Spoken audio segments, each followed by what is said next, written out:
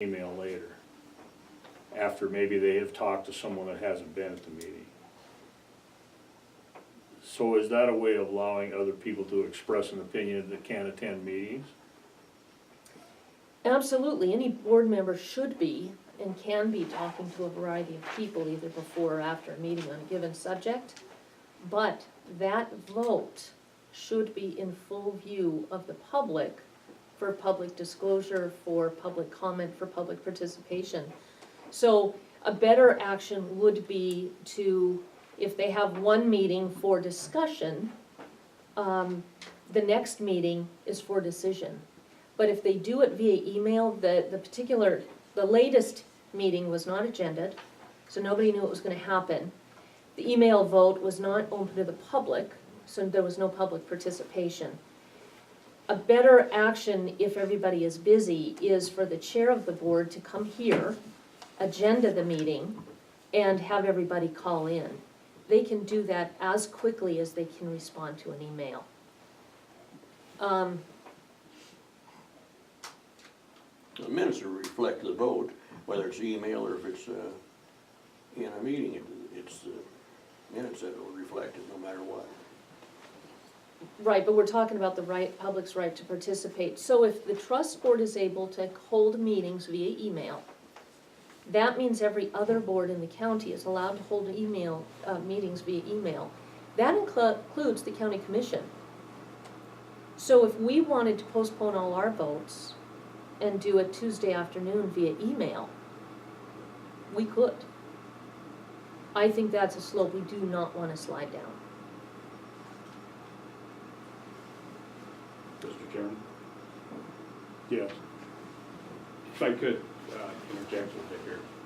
The issue I see with email voting is that when members leave a meeting and somebody goes and has a discussion with somebody else, and they use that information to cast their vote, that information has not been shared with the rest of the board in an open format so that there can be open discussion about that topic and that issue.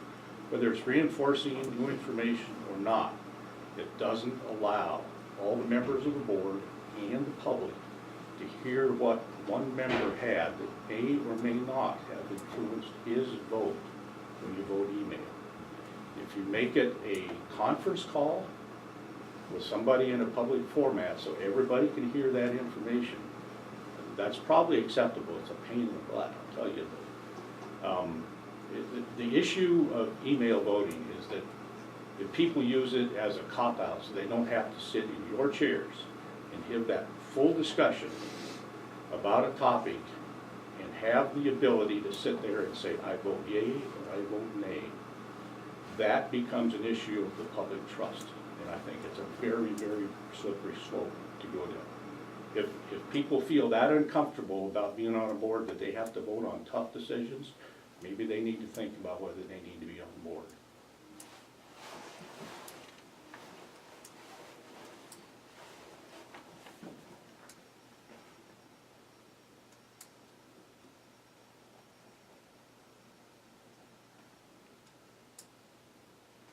So if you did that on a conference call, how would you record that, or how would you process that?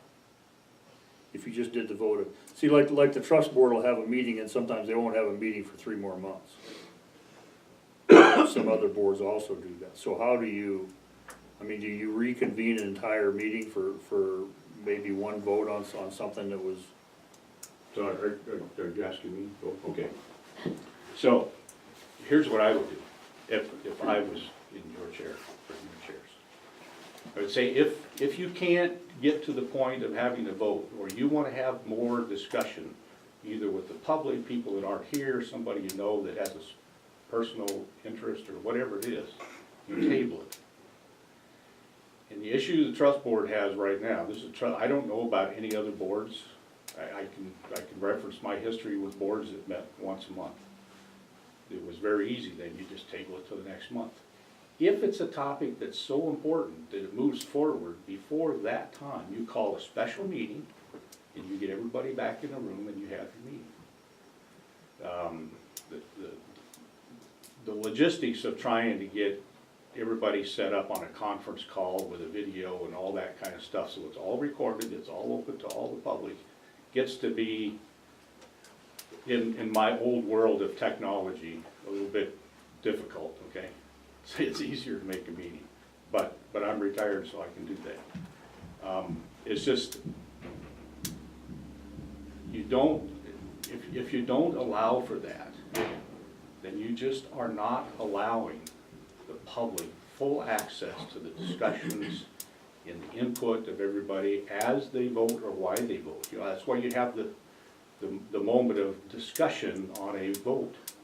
It's like, okay, is there something else here we hear? Well, if people leave and have that, come back, they can't, not everybody's privy to that, the public isn't. And the board serves, yes, they serve for you guys in this county, but they serve the public. And some of them serve for the public with public money. And I think it's just, you gotta be very, very, very careful. And so, how you set it up, I think the board has a responsibility to call special meetings. They have the ability to do that. They can take two members and call a special meeting. And they just do it. They get the agenda out, they say, yeah, we're gonna have a special meeting. If it's that critical, they'll make it. If it's not, then you table it, and they'll come back next month, which that board has already said they're gonna get, which their bylaws say they're supposed to meet every month. They've chosen somewhere along the line not to do that. So, I think they're back on a monthly schedule starting the first of the year. And so I think some of that will help, but, because they realize, I mean, we all realize things are moving fast, so we gotta take care of that. Anyway, it's my input.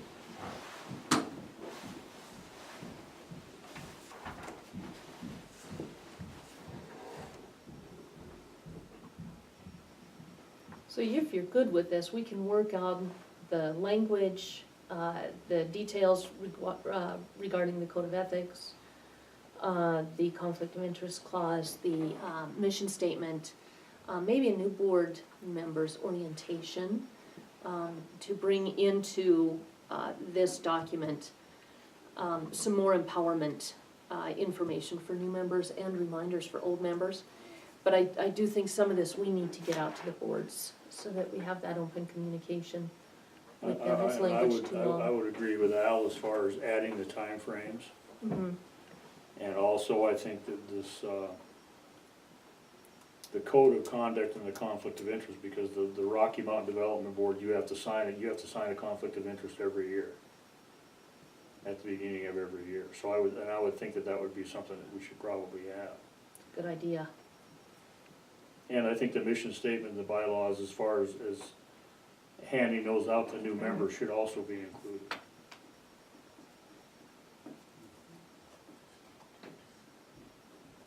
Well, I think it is, each board member, when they first get it, I believe that the chairman of that board gives that information, or tells them where it's available. Yeah, but it's not given out.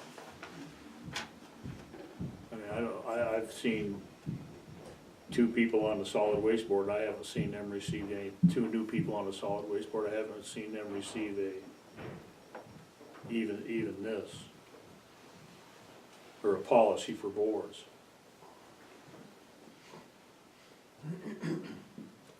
There's a lot of assumptions being made, that the chairman will do this, or the board will do that. But there isn't, we can't just operate on assumptions. First, we've got people volunteering for these boards who have full-time jobs and are just stepping in to help their county in any way they can. I think what they need from us is just a little bit more assistance and guidance. And that's all this is. It's foraying off of Dan's presentation, but we need to empower them, but we also need to guide them, because they don't necessarily know what the code of ethics is, or realize that a mission statement is missing. So I think this is just an opportunity for us to be better leaders and to help empower our boards to also be even more than they already are.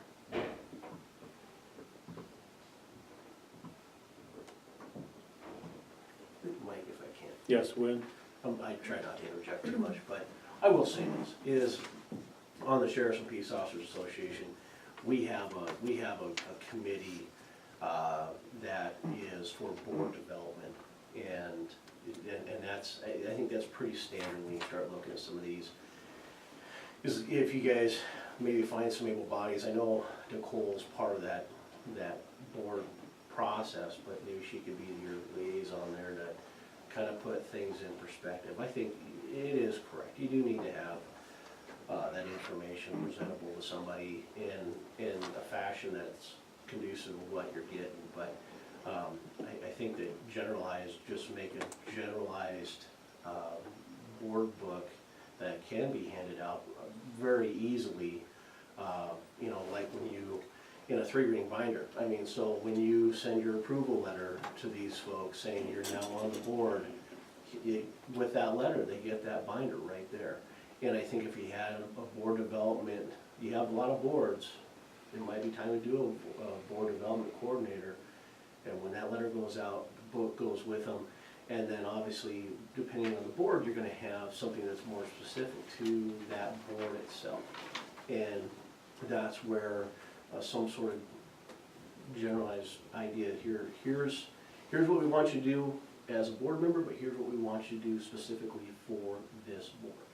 And I think that would really probably clear the water in a huge aspect, because the board, the main focus of the board itself is gonna be the same regardless of what board it is. It's just those specific details that are gonna be different. So, that's just my recommendation. I think it would be very difficult for you three to sit down and find the time to go through and do that. That's why I recommend maybe finding, if Nicole has it, or somebody that can develop that general board book. I think that would be handy, so. Just my opinion for what it's worth, not much, but it's there, so. Okay, thanks, Glenn. Tim? Mr. Chairman, in an effort to maintain public awareness of what's going on with the boards across the board, if you will, here in the county, you know, it's stated here just a little bit about making sure that the public participation and the public trust, and as a citizen has been following a lot of these boards and this body in particular a lot, in the minutes and the agendas. Again, if we're talking about making sure that the people have that opportunity to participate and understand what's going on, often those agendas are very, I guess, lacking. There's certainly room for improvement, and a lot of times the minutes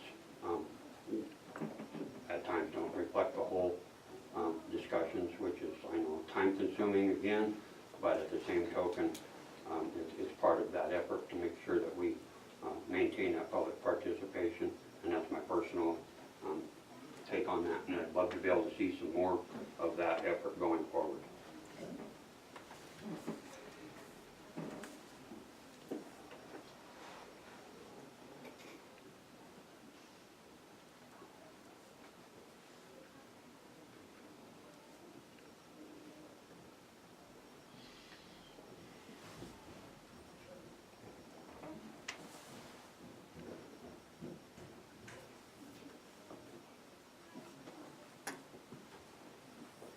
Dwayne? As far as email voting, what, can you email your vote in for president, all that stuff? I mean, is that legal? Some people want it to be. Do it twice on I don't believe this email voting vote. Is there any other comment or discussion? Al? Just one additional, just thinking about the process you're working through. You might want to take this and, if you haven't, reached out to each one of your boards and asked them for their comments back. So, you know, take this as your discussion time and your outreach time, and then bring it back in a couple of weeks, and you'll have a lot more information, I think, on it, and you'll know where most of your boards probably, what their inputs are.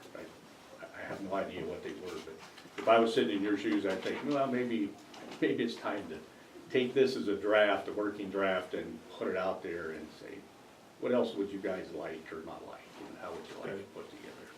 I think that'd be I think that's a good idea. And that's what I'm asking for in the agenda. I don't wanna put the work into putting this together if you guys are not on board. So what I would like to hear is, we support this, let's move forward with it. Next step would be, yes, engaging Nicole, also having this on the website, and then sharing it with all the different boards. Yeah, Yeah, but again, without your support, it's a waste of my time, so.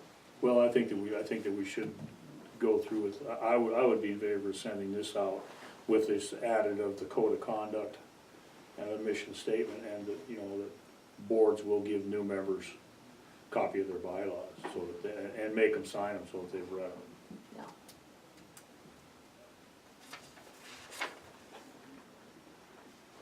So do you want, I can make a motion that we take this document and the comments received today and begin the circulation process to just, first of all, to remind our boards, but also to solicit comment for a more robust process regarding board membership and assistance. Okay. Is there a second? I'd go on with it that way, and also, I think it should be, whenever they pick up an application for whatever board they're going for, that there be a simple guideline right there. Yeah. Okay, so the motion's been made and seconded to revamp this into a draft and send it to boards and get more more feedback from the boards to see just exactly where our board people would wanna go. And remind, What's that? and remind. Yeah, and remind, yeah. So, all in favor? Aye. Opposed? Motion carries.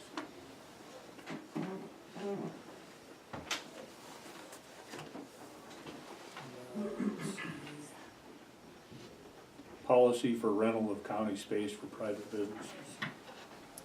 Okay, this is another one for discussion.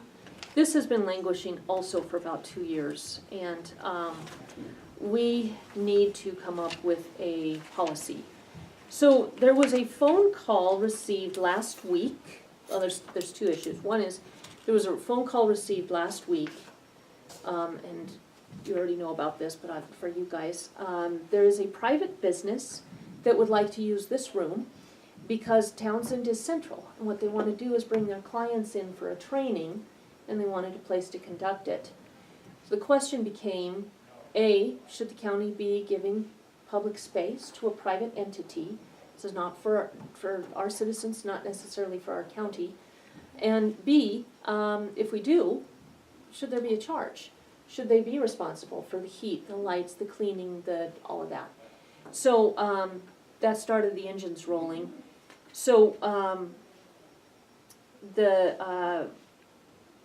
one we need to address, what do we want to essentially rent this room for? And I'm only talking about separate for-profit businesses or nonprofits that are working for themselves, not necessarily for the community.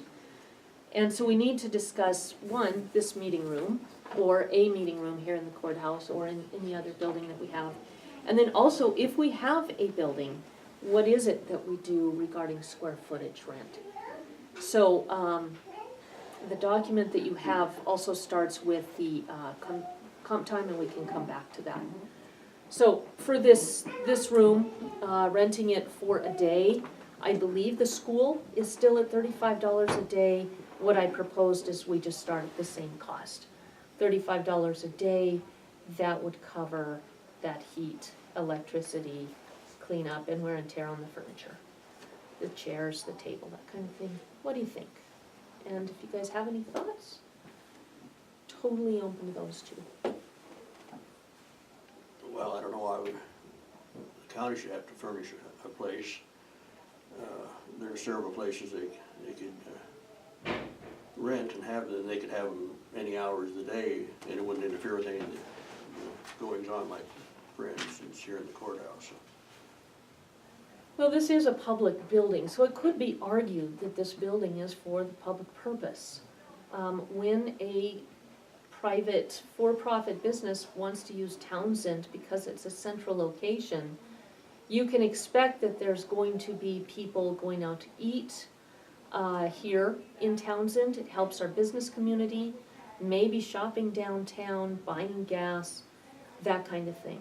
So it is a economic benefit to the county to have an open door for businesses.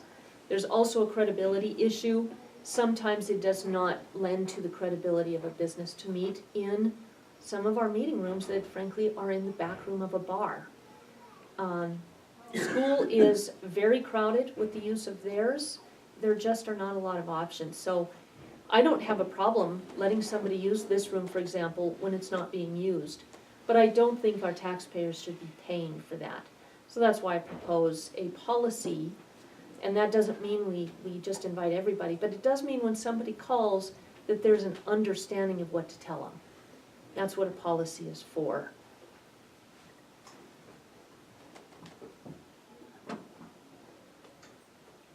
Well, they still should be able to find a place for their meetings. I think they always have. Watson's has become a big center for different occasions. And they're set up real good, no matter how you'd want it there. That's just one example.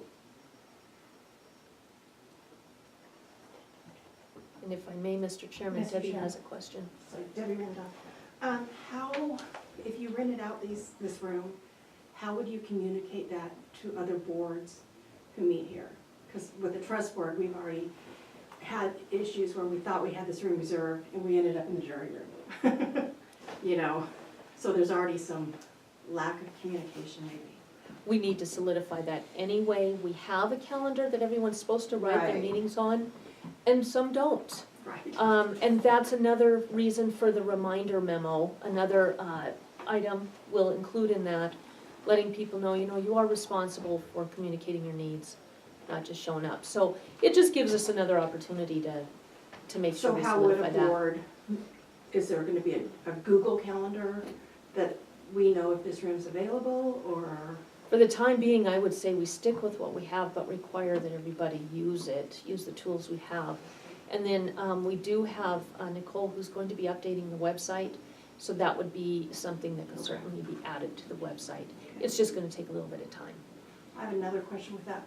With these files behind here, we've already had missing things. With more people coming in, the opportunity, and I'm not pointing any fingers at anybody in the public, but the opportunity for more things to be missing out of the files is increased.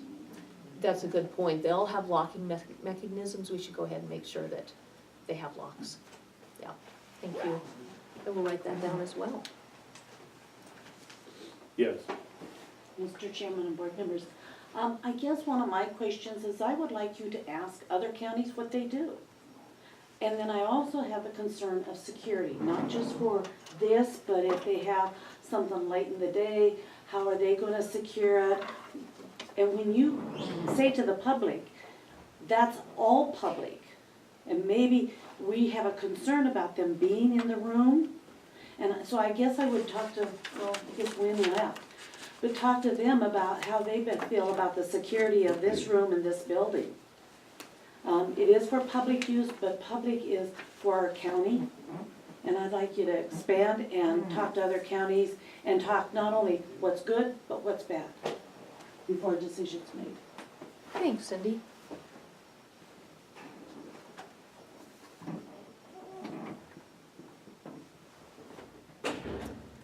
And that's another thing for our policy. Do we want to include that it would only be an option during business hours? It'd be 8 to 5 Monday through Friday, not including holidays. I think that would be, I would think For a that, non- if you're gonna have that for-profit? policy, I think it would have to be that. Yeah, that's for sure. and we can also put in a clause that this is subject to commission approval too. That way we can double check that it isn't conflicting with another use for the room. And it gives us the ability to say yes or no. Right now, it's a free-for-all, so we need something in paper that says, you know, what we allow, what we don't.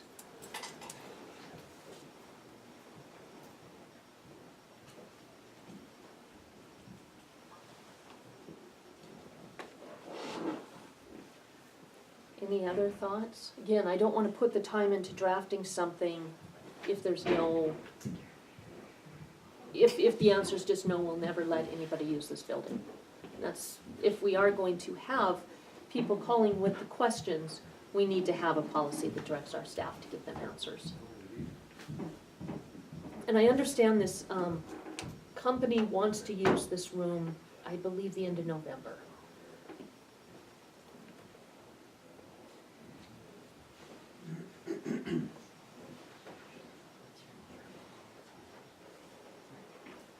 So anything else on that? Shirley? What's your insurance policy say about renting? Pay or not pay? Better check into that. Yeah, we've had experience with that, there's no issues, that would affect our insurance on that. As you know, Department of Revenue was one of our renters, we have others. So thank you for that.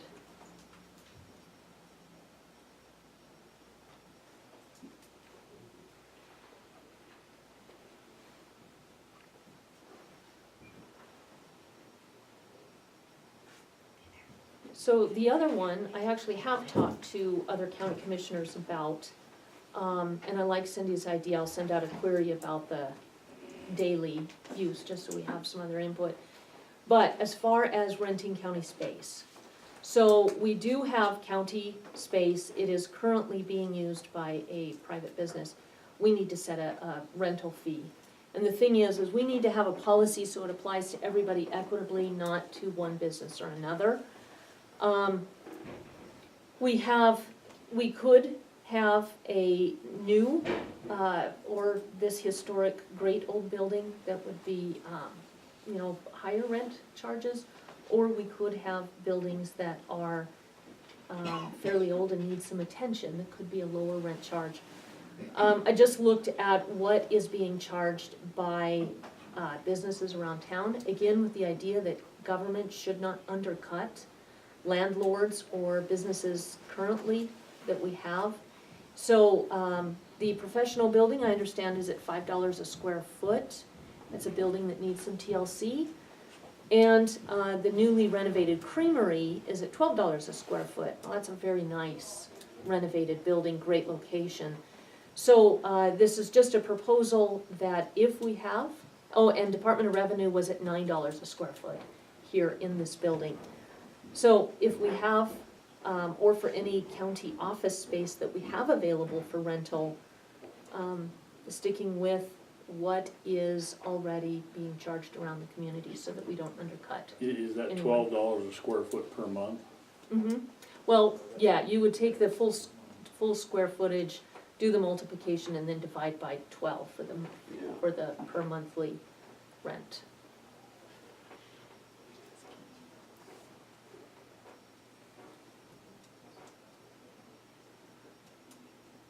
And the county's giving an unfair advantage if we just give space to a private for-profit business. We need to be cognizant of that, So, because again, we shouldn't be and out of undercutting. those, I would assume also that whoever's renting that space would be responsible for all utilities. Absolutely, yeah, that'd be something to put into a policy.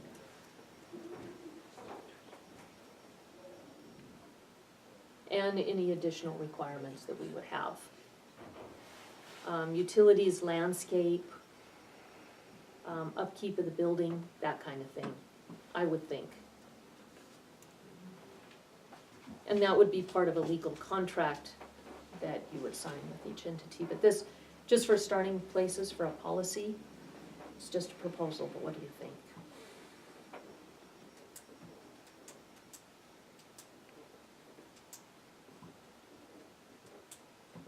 What is the school charge for the community room?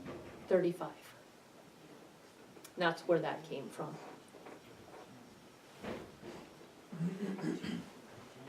I don't think I'd have a problem with this meeting room thing if we charged them $35 a day and it's only during business hours. So for the time being, are you okay with this company that's reached out to us to let them know those details and then solidify a policy in the next couple of weeks? Well, let's see when they want it for sure and their time and stuff like that. Well, we're telling them what our position is. Our position is one, you'll pay a minimum $35, and our position is two, you are only allowed to use this room during business hours. You must be closed at 5 o'clock, or you must be done at 5 o'clock, I'd be okay with that. okay? And business hours are 8 to 5. Yes.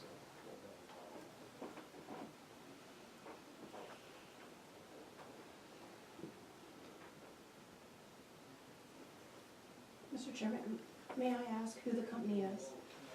It's a law firm, I don't know their name. Yeah, I Just didn't wondered take what the kind of call, business. so. Mr. Chair, I think something else you need to address in there is also food and drink, who cleans it up, the janitorial services, what you're gonna provide. You're gonna provide a podium desk, a table, and so many chairs, you know, swivel chairs, regular chairs. You get into a whole vast thing of doing that. You also need to talk about, is it just businesses, or are we talking businesses and clubs? Yeah, I specifically said just businesses or nonprofits not doing work for the county.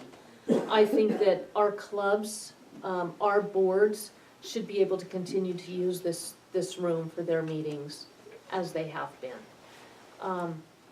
But I think that, yeah, having a, expectation that you leave the room as you found it for sure, and then we can get into some more specific details like the food and drink in a more specific policy is a good idea. Also, if something breaks after your use, it's your responsibility.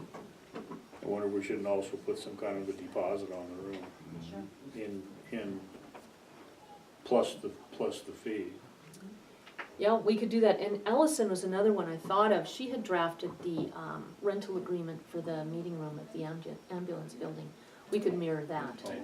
as well, and that had a cleaning deposit. So I have that via email, I'll kind of look at that.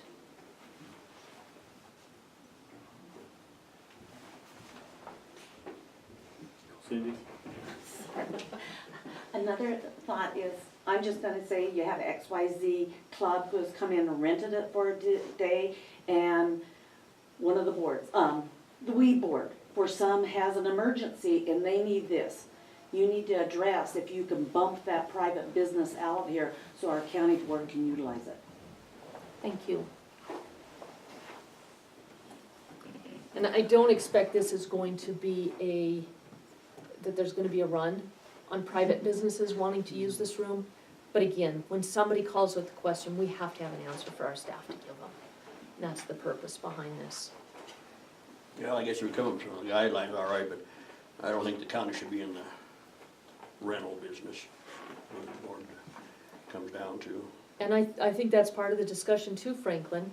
When we do have county office space, is a policy, absolutely not, we will not rent it to anyone, or we will not rent it to a private business, period. And if that's our stance, we also need to address that. Right now, we are in violation of MCA, and we need to address it, in my opinion, ASAP. That's not regarding this room, it is regarding the number 2. But, you know, you certainly have a little bit of a leeway to address this stuff. 2 years has us way out on a limb. So if that's our stance, it's something we need to come to an agreement on. I don't agree with it. I think we can come up with a policy that's beneficial to all concerned, including the taxpayers. But if you look at the county property we have right now, at just the $5 per square foot, that would have been an additional $15,000 for county operations the last 2 years. That's 30 grand that we left on the table and didn't pick up. That could have gone to some of the departments who came forward and said, we need more money, the sheriff, the county attorney, the courts. So, you know, if we're gonna leave money on the table, we at least need to inform the public why that's being done.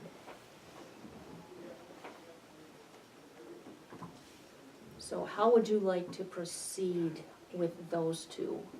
I understand, and I do want it on it as a vote, that we will inform this business and create a policy for now until we solidify it, that this building is rentable only during business hours, Monday through Friday at $35 a day.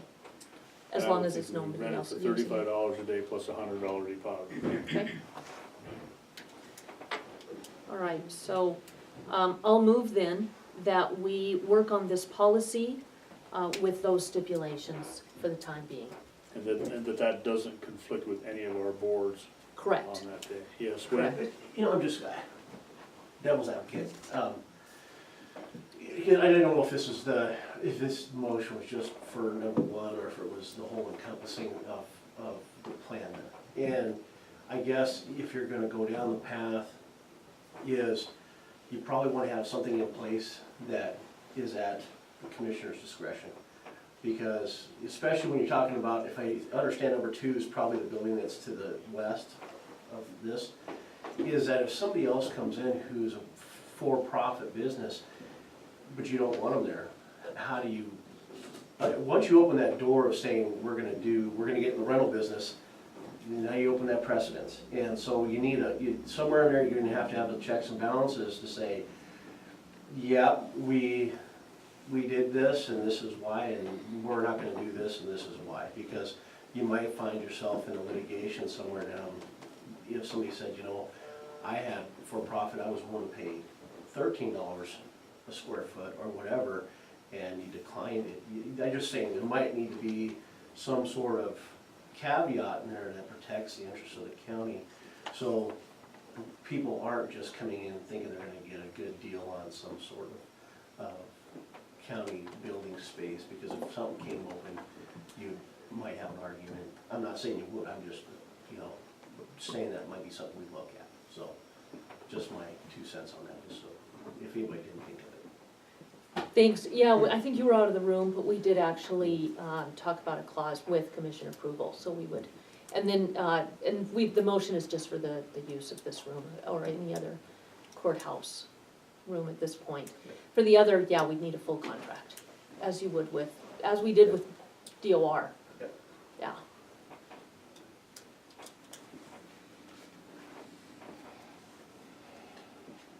So again, I don't wanna put in the work of coming up with a policy and informing our staff of what they can tell the public if you guys are not on board. So, I will, request a motion on the vote, or a vote on the motion. So the motion's been made to rent the meeting room to this law firm at the end of November. Is there any more discussion on that? We'll have a fee of $35 a day, only during business hours, plus a $100 deposit. All in favor? Aye. Aye. Opposed? No. Motion carries. And then the rental, do you want to bring that up at another meeting, or how do you want to proceed with that? Right now, we have no contract. Right now, we are collecting no rent, and we are undercutting other businesses in a variety of ways. MCA Title VII, Chapter 8 says that there is a process you shall follow, and we're not. I am concerned that if we don't at least address this, that we are 2 years out on a limb that we have no defense for. I moved to table it for now. So we'll add it to the next agenda then for full discussion. Is that what you want to do, Mr. Chairman? I'd like to table this just till our next meeting. Okay. I won't do any more work on it, until we have some direction on where to go and what to do. So the other item is the comp time. We discussed this some time ago about changing it in the personnel policies from 120 hours to 80. We are gonna be monitoring that much more closely every 4 months, rather than, not being quite as strict on it. Are you guys good with that? I'm good with this, yes. Okay, dropping the comp time to 80 from the 120. Correct. So, I will move then that we do change the policies to reflect the 80 hours comp time max, from 120. Is there a second? I'd second that. Motion been made and second to change the compensatory time policy. All in favor? Aye. Opposed, same. Motion carries.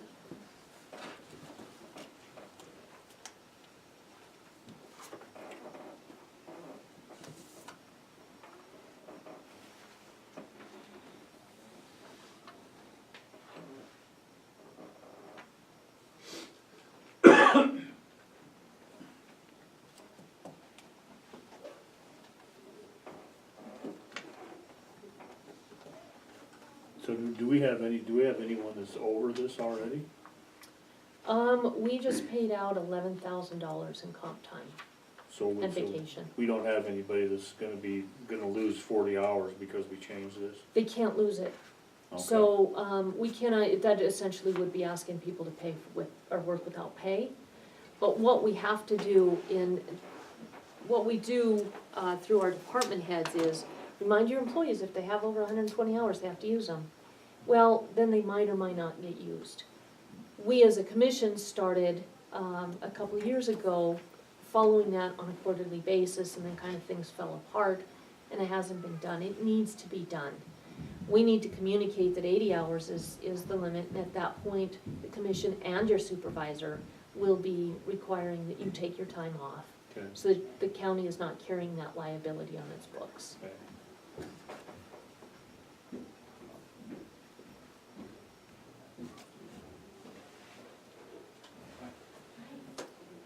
I understand we have a lunch here shortly. There are some other business items we have to take care of. Okay, May I request that we do so after lunch, after Okay. our 11:45? that'll be all right. Okay. At 1 o'clock then? I'm gonna be going a little later, so. I mean, I I'm didn't fine forget with whatever hour, but, I Yeah, know 1 o'clock Mike's is planned a fine. lunch. We'll come back at 1 and take care of those. Okay. Where did Mike go to? Conkey.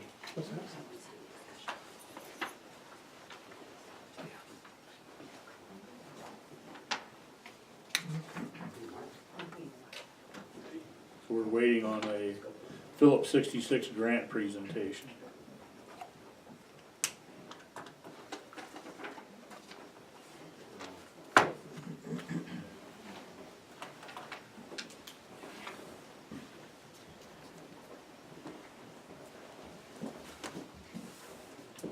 We're ready if you're ready.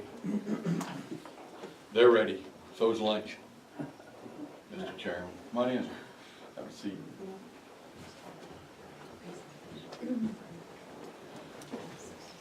We applied for a grant from Phillips 66, which is the owners and operators of the Yellowstone Pipeline back in February, and they came through with a $40,000 grant. And they're here today to give us that presentation.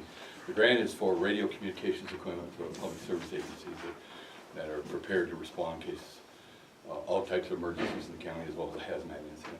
I'm going to introduce Charlie Gross with Pipeliner, he'll introduce the rest of the people, and they'll have a check to present to the Board of County Commissioners. But I don't see any coding on the bottom, but some routing numbers and stuff. Go ahead, Charles. I think we took care of that electronically already. Hello, I'm Charles Gross. I'm a pipeliner in Helena for Yellowstone Pipeline. This is my supervisor, Mike Kuntz. So Mike Kuntz, I'm a area supervisor. I have Bozeman, Helena, and Great Falls facility, plus all the pipeline from Springdale, Montana to Drummond up to Great Falls. And this is my supervisor, Clint Luby. He's the operations superintendent for the Yellowstone system from Billings to Moses Lake. Okay. Okay. I guess just a few points that we wanted to make is we with Phillips 66, our core values are safety, honor, commitment, and we feel that this is a way to be more involved in the communities of where the assets are that we operate in, and we really appreciate everything that the emergency responders do. Hopefully we don't ever have to have a situation where we're working closely with it, but we want to make sure we support the communities and be the good neighbor and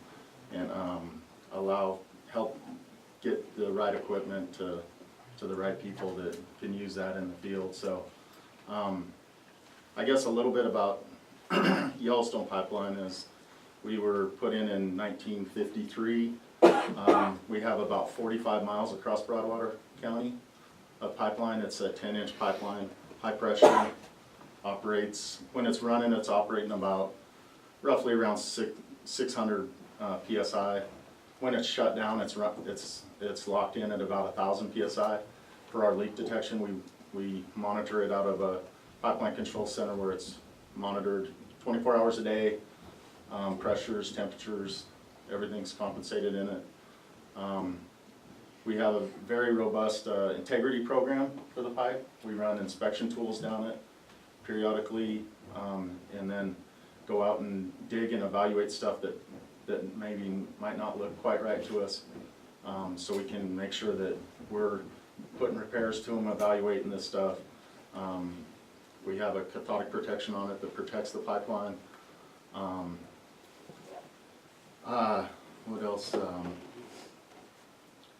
So I'd just like to say that I've been working with Mike for 4 or 5 years now as my role. We came down a few years ago with Orwin.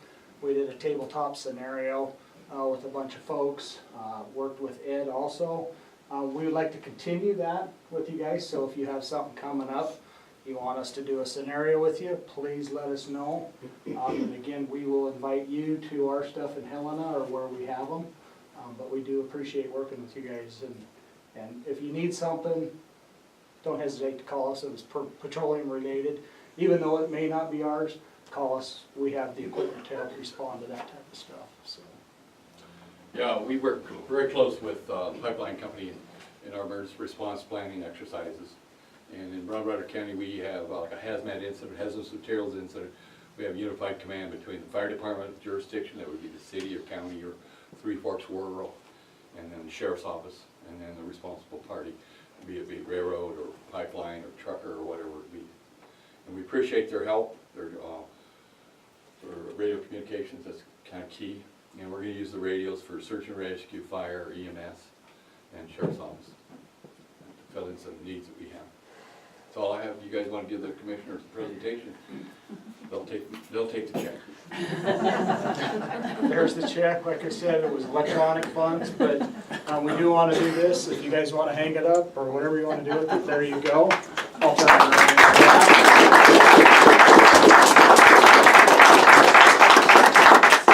Go ahead and stand up, Commissioner, take pictures, baby. There you go.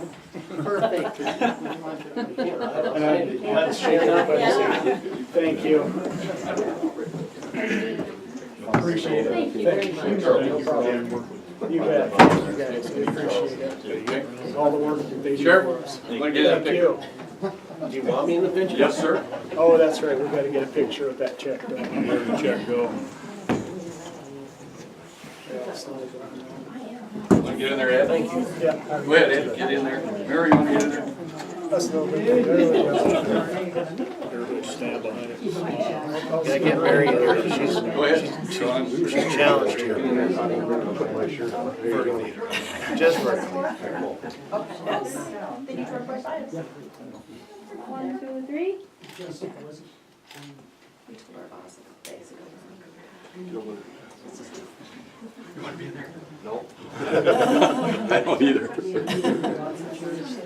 Yeah, you should be in there. I'll take your picture. You want to be in it? Nope. Good?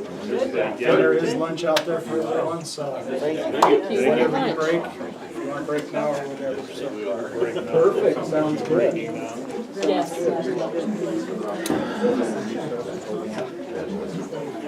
So there's lunch in the hallway for anyone who'd like to enjoy it. We will recess until 1 o'clock. Technology radios, better radios, new radios. I know technology's been changing a lot right now.